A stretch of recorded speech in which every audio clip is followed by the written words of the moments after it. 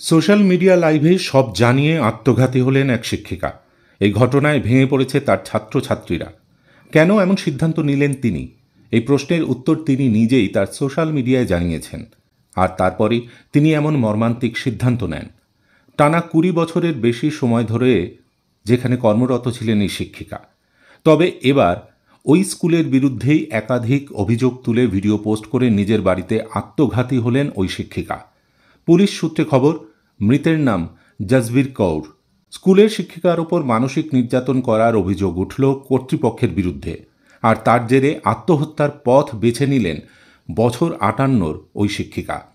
আর এই আত্মহত্যা করার আগে সোশ্যাল মিডিয়ায় একটি ভিডিও পোস্ট করেন ওই শিক্ষিকা, যেখানে স্কুলের বিরুদ্ধে নানা অভিযোগ রেখে গিয়েছেন তিনি। তবে তা প্রকাশ্যে আসতেই এবার পুলিশের দ্বারস্থ হওয়ার সিদ্ধান্ত নিয়েছেন মৃত শিক্ষিকার পরিবারের সদস্যরা। দ্রুত বিচারের দাবিও তুলেছেন তারা। দক্ষিণেশ্বরের এই ঘটনা নিয়ে ব্যাপক আলোড়ন ছড়িয়ে পড়েছে বরানগর মাতৃমন্দির লেন অঞ্চলে। এদিকে ওই শিক্ষিকা স্বামীর মৃত্যুর পর স্কুলে চাকরি করতে শুরু করেন। জানা যায়, দক্ষিণেশ্বরের খালসা মডেল স্কুলের কিন্ডারগার্টেন বিভাগের শিক্ষিকা ছিলেন।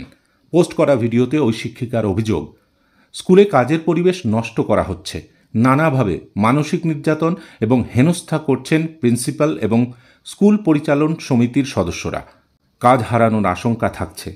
এরপরেই বাড়ি ফিরে আত্মহত্যা করেন জসবীর। শুক্রবার সাগর দত্ত হাসপাতালে ময়নাতদন্ত হবে। অন্যদিকে ওই শিক্ষিকার বাড়ি দক্ষিণেশ্বর থানার অন্তর্গত বরানগর মাতৃমন্দির লেন এলাকায়। ২০০৩ সালে স্বামী মারা যান। তখন থেকেই শুরু করেন স্কুলের শিক্ষকতা। গত ৫ বছর ধরে স্কুলের নতুন ম্যানেজমেন্ট এবং প্রিন্সিপালের বিরুদ্ধে নানা অনিয়ম দুর্নীতির অভিযোগ তুলে সরব হতে দেখা গিয়েছিল শিক্ষিকা জসবীর কৌরকে। তাই তাকে হেনস্থা এবং মানসিক নির্যাতন করা শুরু হয় বলে অভিযোগ। তা সহ্য করতে না পেরেই আত্মহত্যার পথ বেছে নিয়েছেন শিক্ষিকা বলে ভিডিওয়ে উল্লেখ করেছেন।